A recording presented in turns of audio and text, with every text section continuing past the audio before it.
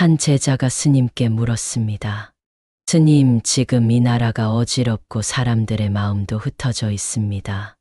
이럴 때 누가 바른 길을 이끌 수 있을까요?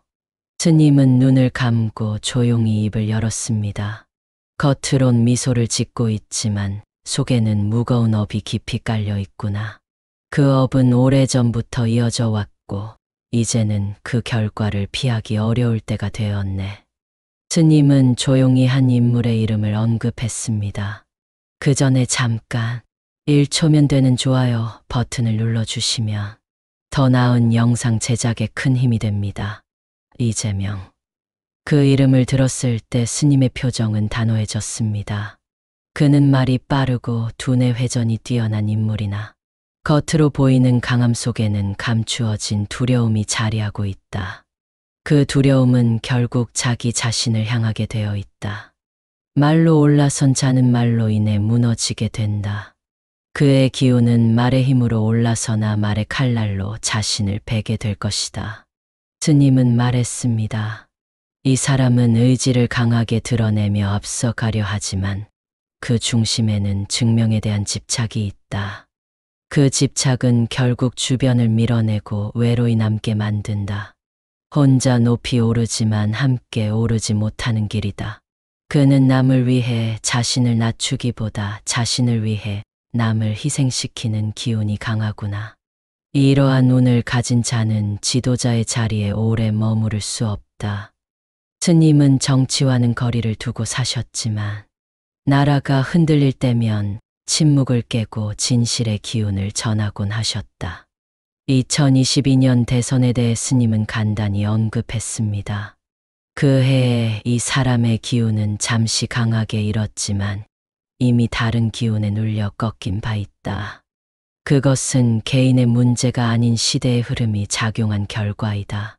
그리고 2025년, 이제는 업이 드러나는 해라 말했습니다.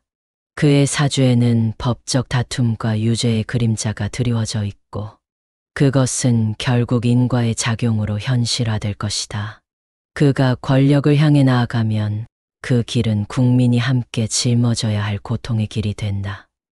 처음에는 평온해 보일지 몰라도 시간이 흐를수록 나라의 기운은 점점 가라앉게 될 것이다.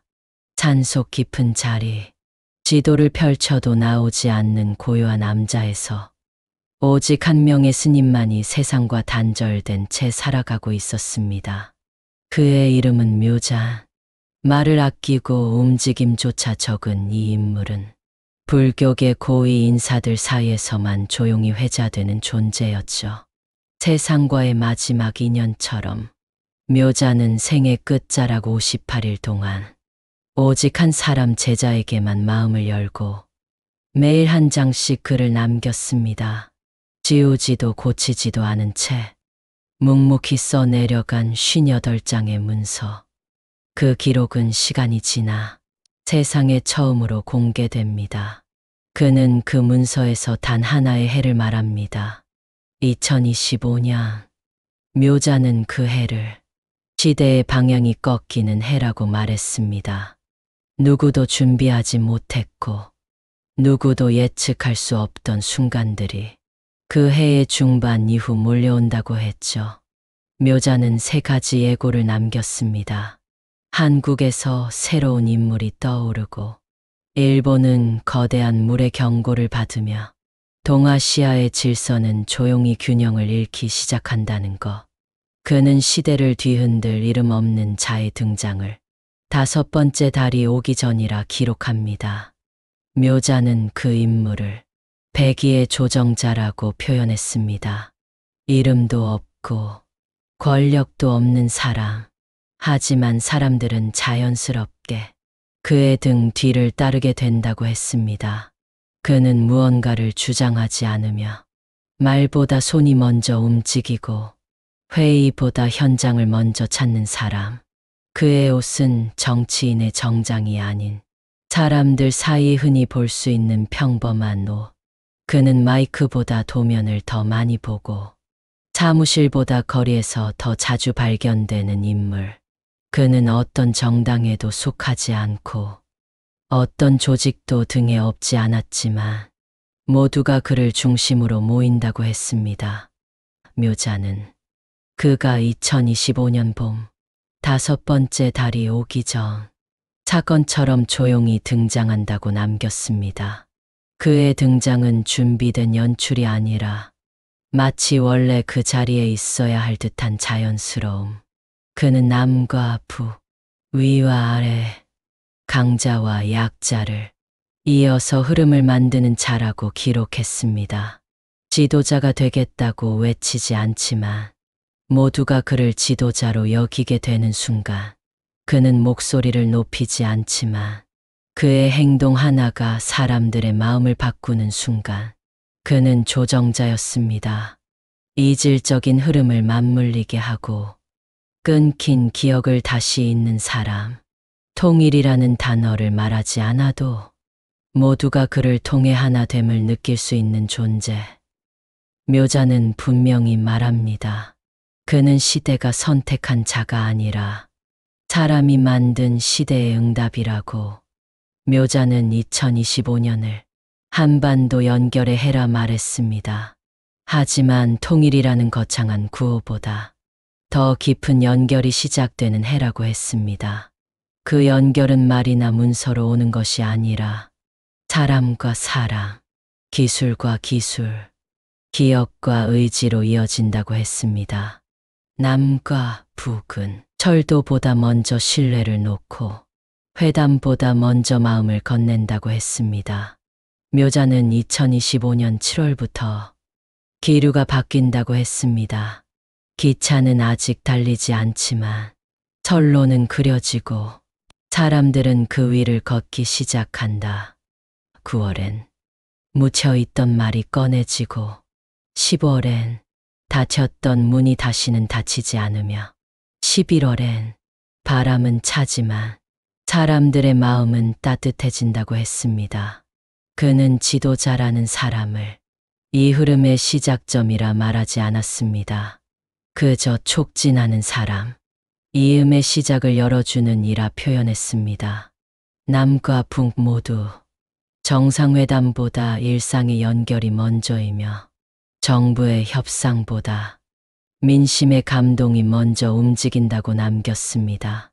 한 사람의 기세로가 아니라 여러 사람의 손으로 연결되는 그 해.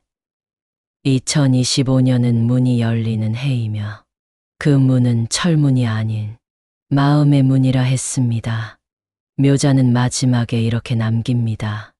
이 해는 통일이 완성되는 해가 아니라 그 통일을 사람들의 가슴에 새기는 해. 이 해는 칼도 총도 없이 다시 하나라는 가능성이 시작되는 해. 바로 2025년입니다. 묘자는 예언의 5번째 장에서 가장 조심스러운 경고를 남겼습니다. 그는 미래를 바꾸라 하지 않았습니다. 다만 선택은 스스로 온다고 했습니다. 그리고 그 선택의 무게를 이야기했습니다. 58일 동안 묘잔이 써내려간 마지막 문장. 그는 단 3줄로 정리했습니다. 모이면 나라가 되고 흩어지면 그림자뿐이다. 선택하지 않으면 선택당한다. 이 문장은 길지 않았지만 그가 남긴 전체 예언의 본질이 담겨 있었습니다. 그는 말합니다. 2025년은 기회의 해이자 경고의 해. 기회는 열린 문이고 경고는 그 기회를 놓칠 수 있다는 뜻. 묘자는 지도자의 힘보다 국민의 뜻이 더 중요하다고 강조했습니다. 한 사람의 운보다 100만 마음의 흐름이 세상을 바꾼다고 했습니다. 그는 그해 여름 이후 각 나라가 자신들의 위치를 다시 정하게 될 것이라 했습니다. 한국은 전면에 서고 일본은 뒷자리로 물러서며 미국은 조율자가 되며 중국은 머뭇거리게 된다고 했습니다. 그는 종이로 맺지 않은 이름 없는 동맹이 새 질서를 만든다고 했습니다. 앞서 나서지 않아도 가장 중심이 되는 말 없는 연결, 그 중심이 한국이 될 것이라 말했습니다. 묘자는 중심이란 크다고 되는 것이 아니라 오래된 것과 새로운 것을 함께 품을 수 있을 때 생긴다고 말합니다. 그릇이 되어야 한다는 말이죠. 묘자는 이렇게 마지막을 남깁니다. 지도자는 촛불이 아니다. 오래 타야 할 등불이다. 그러나 등불은 바람을 막아주는 손이 있어야 꺼지지 않는다. 지금 우리에게 필요한 것은 바람을 막는 그 손입니다. 한 제자가 스님께 조심스레 물었습니다. 지금 같은 혼란 속에서 우리는 누구를 따라야 하는지 모르겠습니다. 스님은 잠시 눈을 감고 아주 조용한 목소리로 말했습니다. 겉으로는 미소를 띠고 있지만 그 속에는 오래된 업장이 숨어 있구나. 그 업은 이미 결실을 맺고 그 과보는 피해갈 수 없는 흐름이 되었다. 스님은 이재명이란 이름을 들었을 때 고개를 숙인 채 그의 기운을 읽기 시작했습니다. 그는 말이 빠르고 머리는 비상하지만 그 속엔 두려움이 깊게 자리하고 있다. 말로 얻은 것은 반드시 말로 잃게 된다. 그는 높은 곳에 오르지만 그 자리를 지키기엔 내면의 불안이 너무 크다. 스님은 그 기운을 확이라 말했습니다. 타오르되 따뜻함이 아니라 상처를 남기는 불. 자기 자신을 위한 불이 아니라 다른 이들을 태우는 불이라고 했습니다. 그런 불의 기운은 지도자의 자리와 맞지 않는다고 했습니다. 지도자는 자신을 버릴 수 있어야 하고 욕을 먹을 줄 알고 모든 원망을 품을 수 있어야 한다. 그러나 이재명의 운은 스스로를 보호하기 위해 타인을 희생시키는 구조라고 했습니다. 그 자리는 혼자 오르되 함께 갈 수 없는 운명이라 했습니다. 혼자의 길이기에 그는 오래 머물 수 없고 그 자리는 오래도록 지켜지지 않는다고. 스님은 정치에는 관여하지 않던 인물이었습니다. 하지만 시대가 흐트러질 때 그는 침묵으로 경고해 왔습니다. 그리고 그는 분명히 말했습니다. 이 사람은 대통령이 되어서는 안 된다. 그 자리는 이 사람의 업장을 해결할 자리가 아니고 백성의 삶을 책임질 위치이기 때문이다. 그가 그 자리에 앉는다면 그 운명은 더 이상 한 개인의 것이 아니라 모두의 짐이 되어버린다. 스님은 조용히 말을 이었습니다. 이재명이라는 이름을 가진 이는 이미 업의 결실을 향해 나아가고 있다고. 그는 2025년이라는 해를 업이 깨어나고 현실로 드러나는 시점이라 말했습니다. 겉으로는 평온해 보이지만 속에서는 기운이 흩어지고 있다고 했습니다. 스님은 이 시기를 착각의 시기라고 불렀습니다.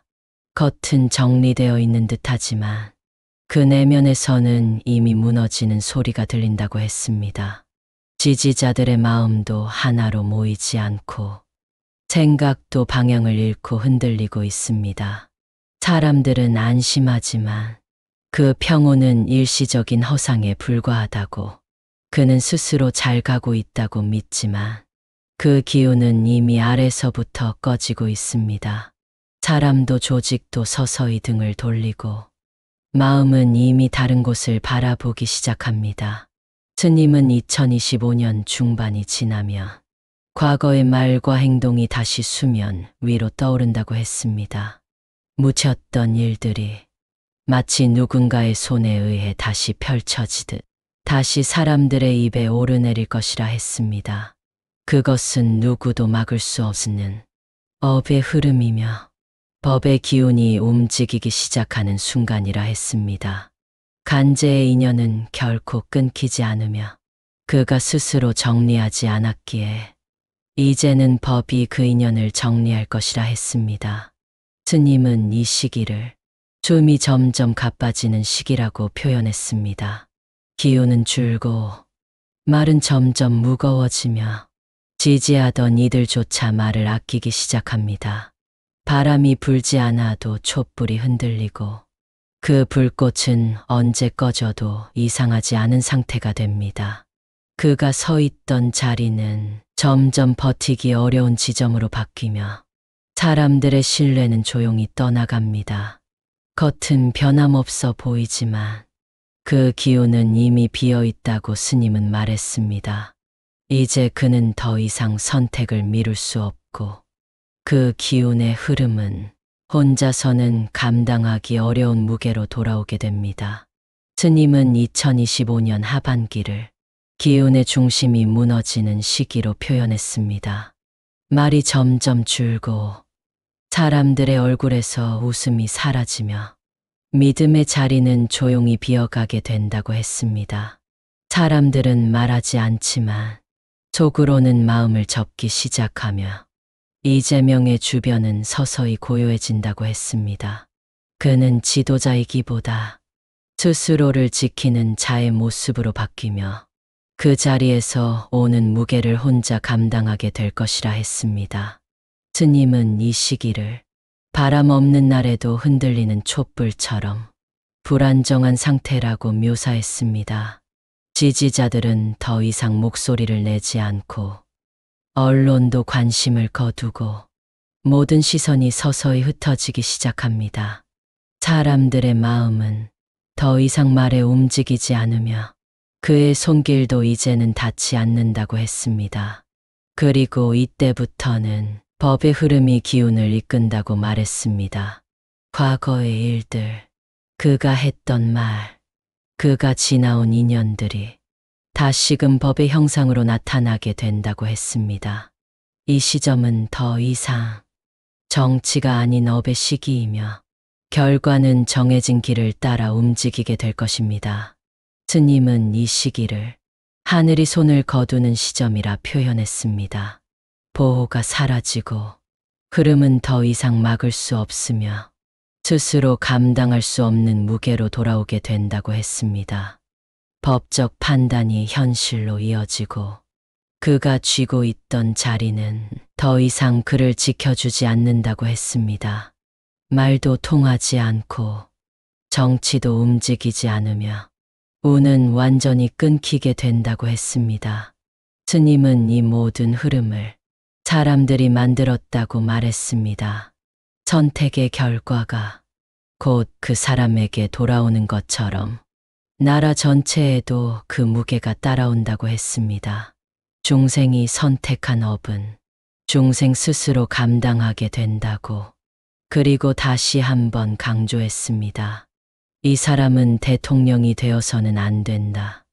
스님은 이재명이 대통령이 될 경우 그 자리는 단지 개인의 업장이 아니라 국가 전체가 짊어져야 할 고통의 무게가 될 것이라 했습니다. 그는 대통령이 되어야 할 운이 아니라 되면 안 되는 운을 가진 자이며 그 자리에 앉는 순간부터 구구는 점점 내려앉는다고 했습니다. 경제는 서민부터 흔들리기 시작하며 세금은 오르고 복지의 말은 많아지지만 실제 혜택은 줄어들고 삶의 질은 낮아질 것이라 했습니다. 그는 권력을 꾸미기 위해 서민의 몫을 명분으로 삼을 것이며 그 모든 포장은 기득권 강화를 위한 수단이 된다고 말했습니다. 사회의 분위기는 점점 분열로 향하고 백성끼리 믿음을 잃고 가족과 친구 사이에도 정치의 칼날이 들어설 수 있다고 했습니다. 그의 말은 사람을 살리는 도구가 아니라 사람을 나누는 칼이 되며 그 언변은 갈등의 불씨가 될 것이라고 경고했습니다. 지도자의 말은 길을 여는 것이어야 하나 그의 언어는 분노를 낳고 결국 국운을 찢는 바람으로 작용할 것이라고 했습니다. 스님은 권력의 흐름 또한 경고했습니다. 자신에게 동조하지 않는 자는 내치고 비판하는 자는 조용히 사라지며 진짜 독재는 그렇게 시작된다고 했습니다.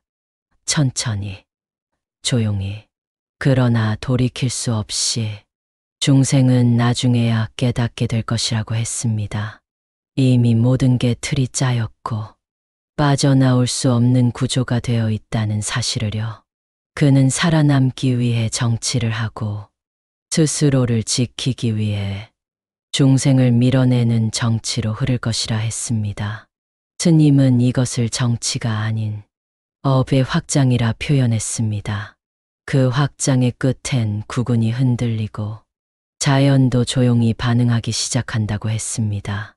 물의 기운은 약해지고 불의 기운은 거세지고 땅의 숨결이 끊기며 작은 균열이 곳곳에서 드러나기 시작한다고 했습니다. 하늘은 오래 참지 않으며 그가 그 자리에 오르면 하늘의 손이 직접 움직이게 된다고 말했습니다.